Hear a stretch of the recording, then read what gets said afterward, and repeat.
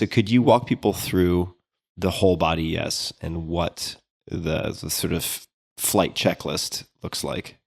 Yeah. Well, I could have people, if we wanted to, go through an experience of starting to feel what their whole body yes and no's feels like. Great. Um, Yeah, let's do that. Let's should we do do that. that? It's very experiential, so it'll take about 10 minutes, and I'll have people, if they're listening, I'd recommend they close their eyes.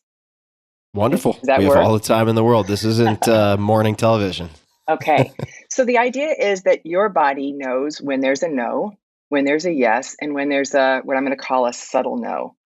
And we say anything other than a whole body yes is a no. And to your point, it's easy to hear those screaming no's, but not so easy to hear the subtle no. For example, someone contacted our organization the other day and he wanted to talk. And it wasn't clear to me whether he was trying to sell us something or whether he genuinely had clients that he wanted to connect us with. And even in I had suspicions that it wasn't as clean as he was suggesting. And I asked for clarification, and his clarification still, I couldn't really tell. But my body did know. I felt this flat feeling in my body when I thought about having the call. And unfortunately, my head said, well, maybe you're not sure, so let's have the call. And indeed, it was a sales call, and it was not a good use of my time. And I quickly hung up. But that was a time in which I skipped over my no because it was very subtle. And my intellect started to get worried, like, what if I'm missing something? And, what if you don't know? So I use this all the time, and I'm still learning, as I did just last week, to pay attention to the intelligences that are outside of just my intellect. And so for you all, if you want to learn more about this, what I'd like you to do is close your eyes, and I'd like you to bring to mind an experience from the past that was deeply valuable to you.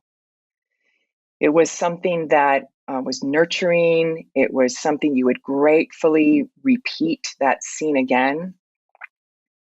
It could be time when you were celebrated. It could be a time when you were in a highly creative state that made something valuable. It could be a time when you were in nature feeling deeply centered. And so I'd like you to go back into that scene as best you can and see the images of that scene and hear the sounds. And as you're in that scene, I want you to start to pay attention to the body and see if you can notice just simply how the body is vibrating right now. When you imagine yourself in that scene, seeing those images, hearing the sounds, how does your body vibrate? Is there a particular direction in which energy is flowing through the body?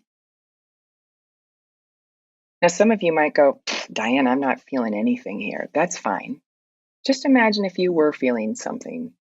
Let it be okay that it might feel like pretend, just for now.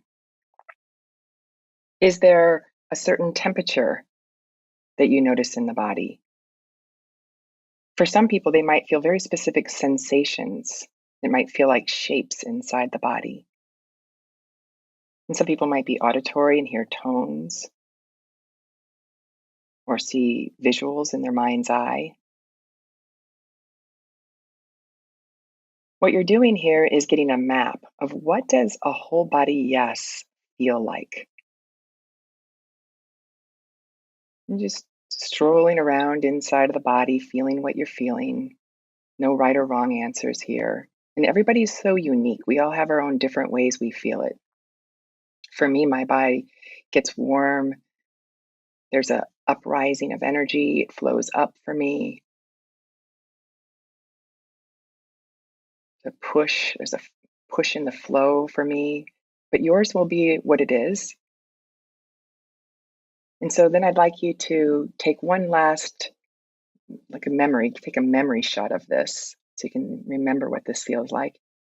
And then I'd like you to shake it off and let it go. And then I want you to think of a scene in the past that you don't want to repeat. And I don't recommend finding something traumatizing. Find something that you really didn't feel like was a good use of your time, didn't serve you. You don't want to repeat it ever again. or you prefer not to. If you can bring that image to mind, and again, see the visuals of that memory and hear the sounds.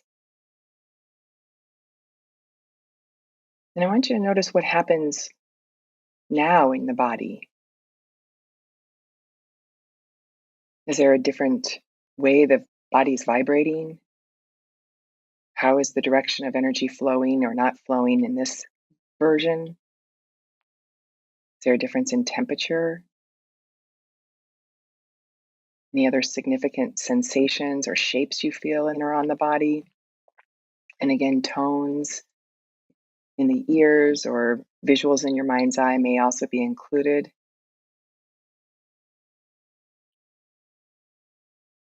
And you're getting a map for what no. This is a big no. I don't want this. I don't think this is going to serve me. Just mapping the territory in the body for what does this feel like? And take one last picture of that and shake that one off. And then we've got one more to do, and this is the subtle no. This is similar to what I was just describing earlier of taking a meeting.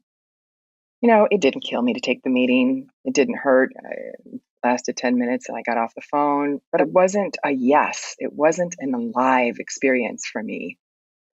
So this is called a subtle no. So I want you to think back. Everybody's got in the last 2 to 4 weeks something that's happened in which it was wasn't bad, wasn't good, See if you can come back and see that scene in your mind's eye and hear those sounds. And you're going to check and see, what's a subtle no feel like for you? How do you experience that scene? What do you notice in the body? How does it vibrate here? How does energy flow or not flow? Is there a difference in temperature? What parts of the body light up? Sensations and tones or visuals as well. Trying on here. And again, if you don't notice much, that's okay. Just imagine if you did notice, what would you notice? And this is your map for what a subtle no feels like.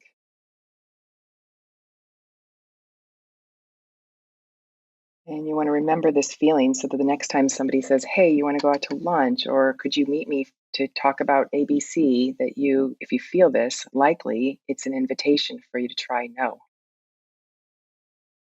And so you can shake that one off, and then we'll bring our attention back to the ongoing conversation.